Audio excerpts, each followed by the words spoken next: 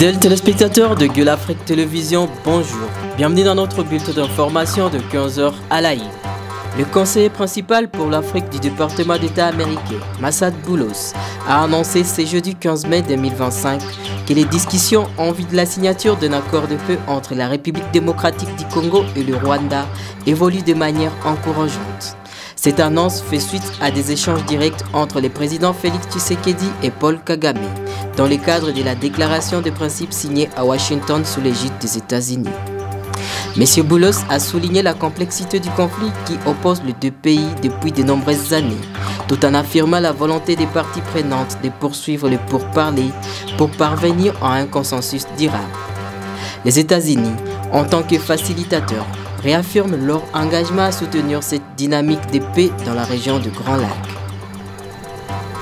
La situation sécuritaire reste extrêmement volatile dans le territoire de Lubero au nord Kivu, avec une intensification des affrontements entre groupes armés, notamment les forces de l'AFC M23. C'est ce que relève le Bureau de coordination des affaires humanitaires des Nations Unies, OCHA, dans son dernier rapport couvrant la période du 1er au 15 avril 2025. Dans la nuit du 5 au 6 avril, des hommes armés ont attaqué le village de Vurato, situé dans les zones de santé de Kaina. Selon des sources locales, au moins 32 femmes auraient été victimes de viols et 9 jeunes hommes enlevés au cours de cette attaque. Les 9 et 10 avril, de nouveaux affrontements armés ont été signalés dans les localités de Kanouni, Luhanga, puis Boivignois.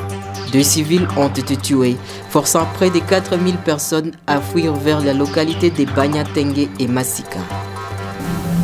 Face à la guerre persistante dans l'est de la République démocratique du Congo et à une crise politique généralisée, la Conférence épiscopale nationale du Congo, SENCO, a renouvelé vendredi son appel à l'adoption d'un pacte social pour restaurer l'ordre constitutionnel et réconcilier la nation. Réunis en assemblée plénière à Kinshasa du 12 au 15 mai, les évêques catholiques, en collaboration avec l'Église du Christ au Congo et l'Institut national pour la paix, ont proposé la mise en place d'un processus de paix citoyen fondé sur l'organisation d'un forum national de consensus. Les évêques appellent à un travail de mémoire, appuyé par des experts nationaux et internationaux pour analyser les échecs des précédents dialogues et dégager des propositions concrètes à vue d'un consensus durable. Le ministre de la Justice et garde de Sceaux de la République démocratique du Congo, Maître Constant Mutamba, a récemment déposé un projet de loi à l'Assemblée nationale visant à créer un tribunal pénal économique et financier ainsi qu'un parquet national économique et financier. Cette initiative s'inscrit dans le cadre des réformes judiciaires entreprises pour renforcer la lutte contre la corruption et les infractions économiques en RDC.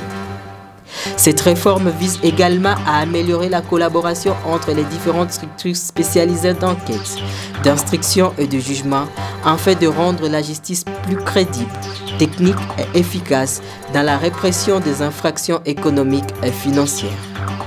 Fin de ce bulletin d'information sur Gueule Afrique Télévision. Retrouvez les développements de ces titres et bien d'autres dans notre grande édition de 19h.